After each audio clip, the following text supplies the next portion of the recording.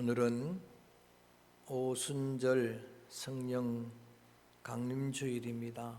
예수님께서 부활하시고 50일 되는 날에 약속하신 성령을 보내주셨습니다. 그래서 다섯, 오, 열십 해서 오순절이라 그렇게 부릅니다. 구약 시대에도 오순절이 있었습니다. 구약 시대의 오순절은 6월절 지나고 50일째입니다. 그래서 77절이라고 부르기도 하고, 또 그때가 보리를 추수하는 절기여서 맥추절 또는 그 보리가 처음 열매여서 초실절이라 부르기도 합니다.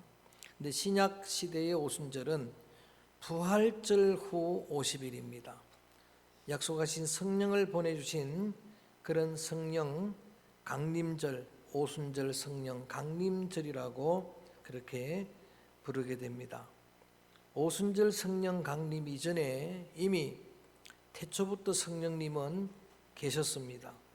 창세기 1장 2절에 보면은 태초에 하나님이 천지를 지으실 때에 그때에 하나님의 신이 수면에 운행하셨다는 말씀이 있습니다. 태초부터 수면에 운행하신 하나님의 신이 바로 성령님입니다.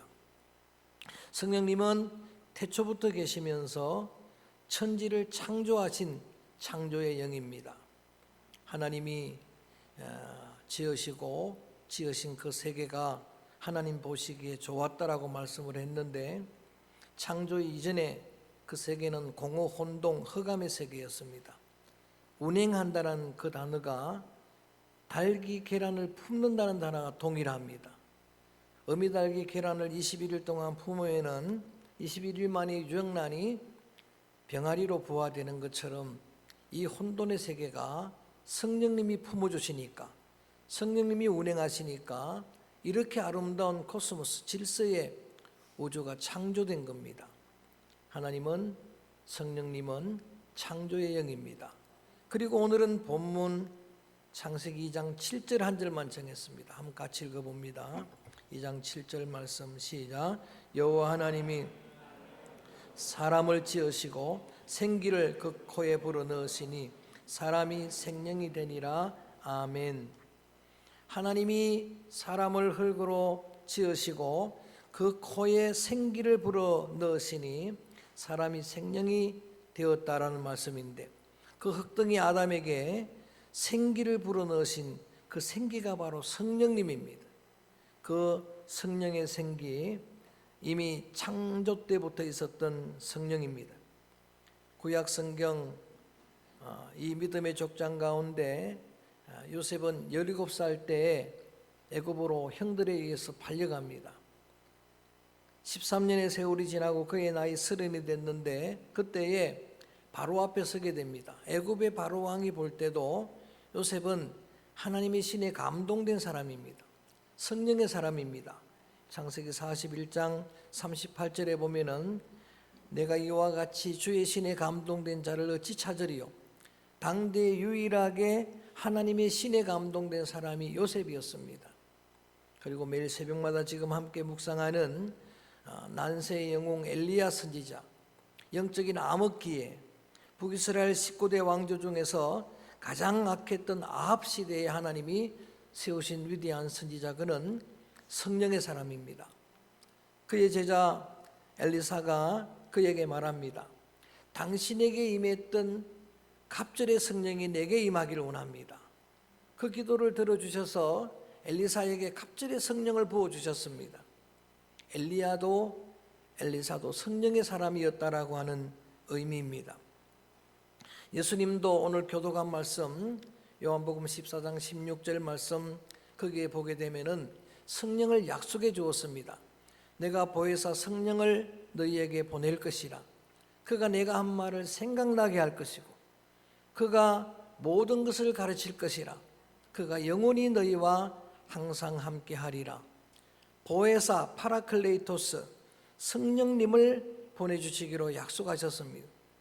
한문으로는 보호할 보, 은혜자, 서성사자, 보혜사로 번역을 했지만은 영어로는 몇 가지로 번역을 합니다.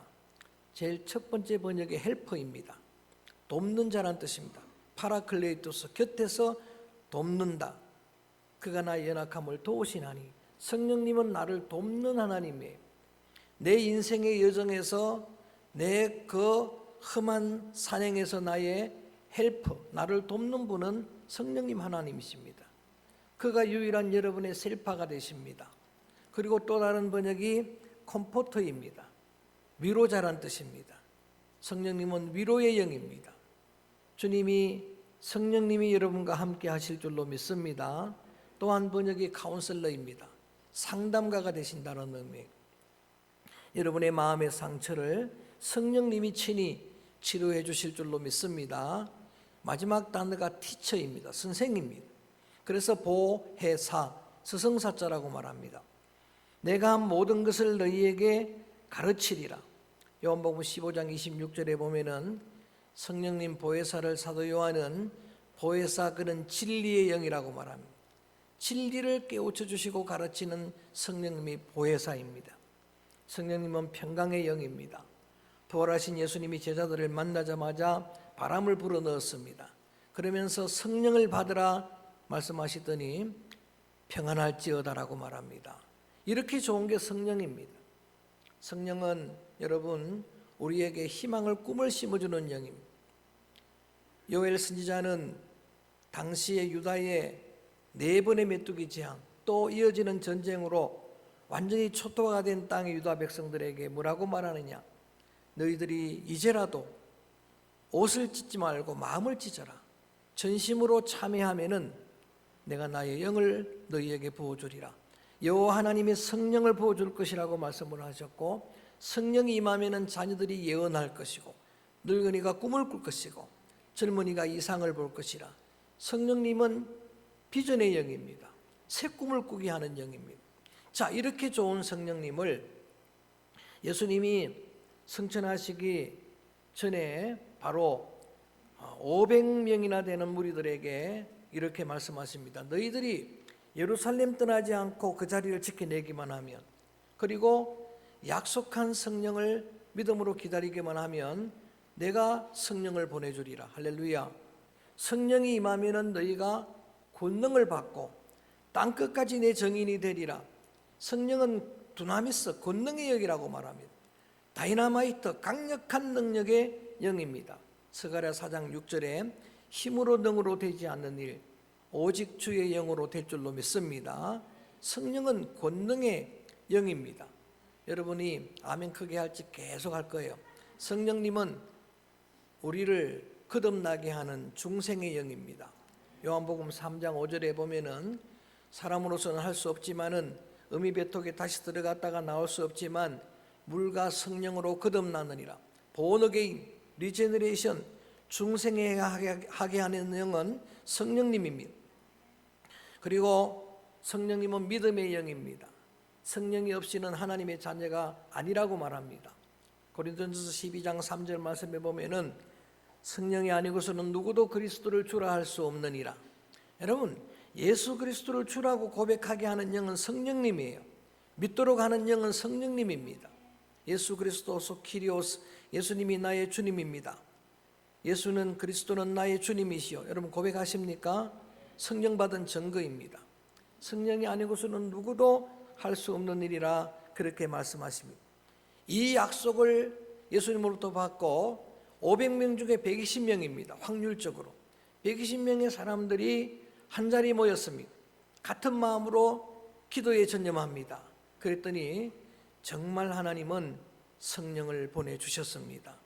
성령 강림하는 현장을 사도행전 2장에서 살펴보면은 제일 먼저는 급하고 바람 같은 그런 현상이 나타났습니다. 성령은 바람 같은 성령입니다. 그 사람들 각 사람이 불의 혀 같은 성령이 임했다라고 했습니다. 성령은 불과 같은 성령입니다. 사람들이 방언을 말하기 시작합니다. 성령은 은사의 영입니다. 카리스마의 영입니다.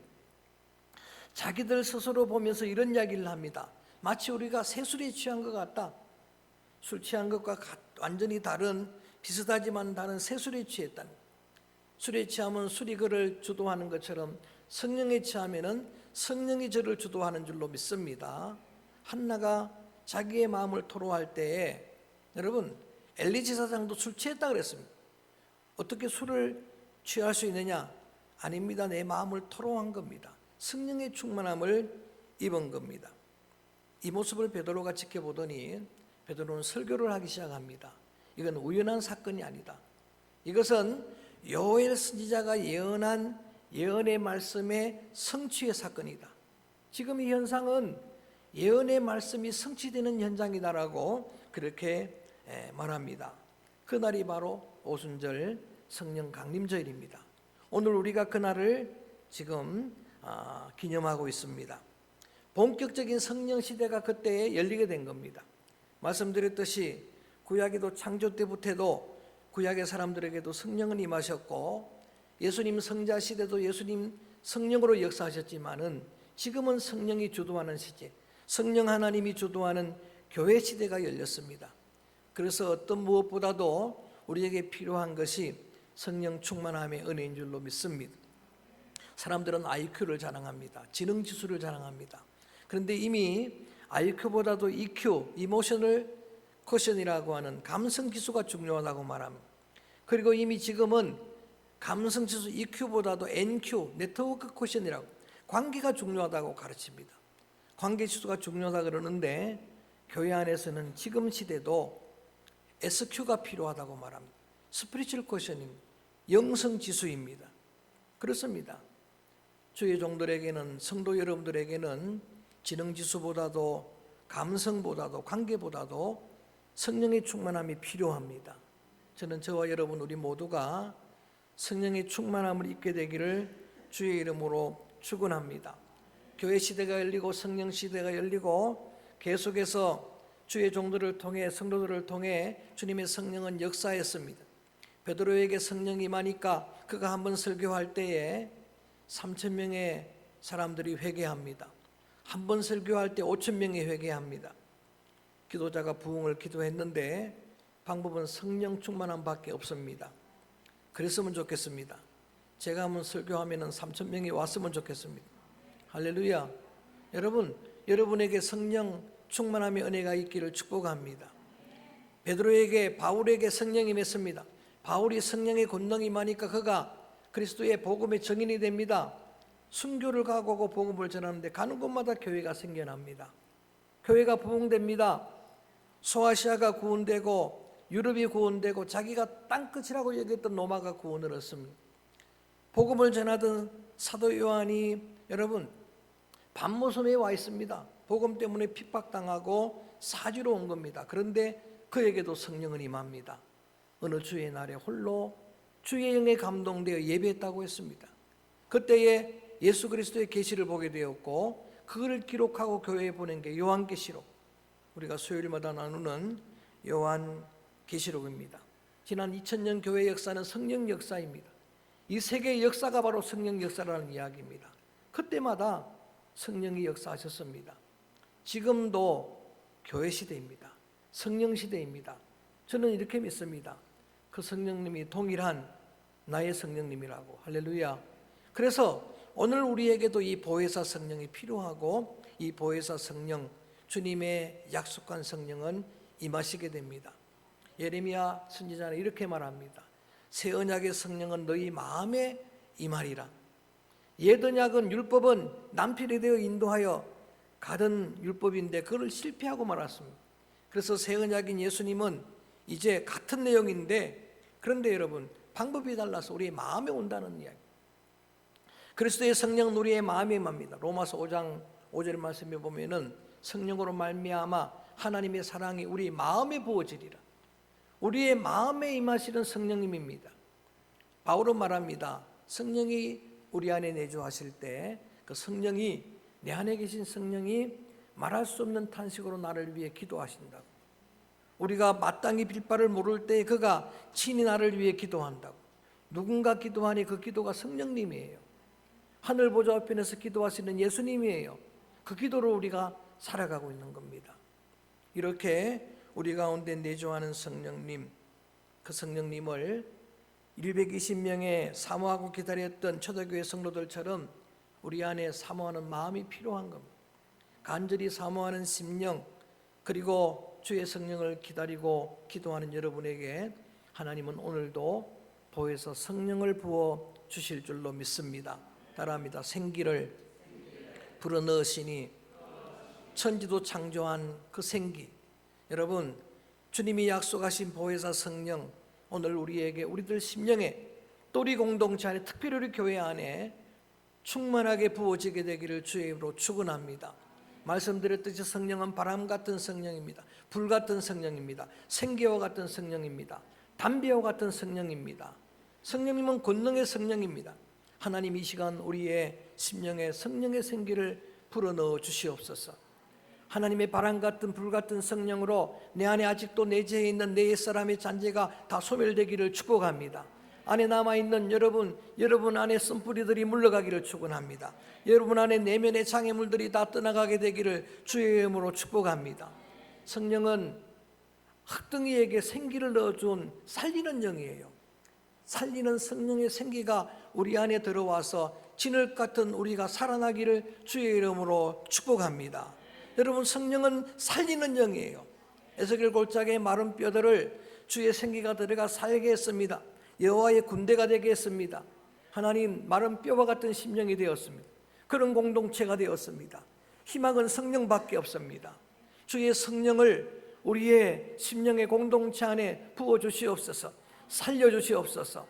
성령님은 담배와 같은 성령입니다. 가물음이 많은 밭과 같고 그 밭이 시든 곡식 같은 우리의 심령을 소성케 하실 수 있는 주님의 영은 성령밖에 없습니다.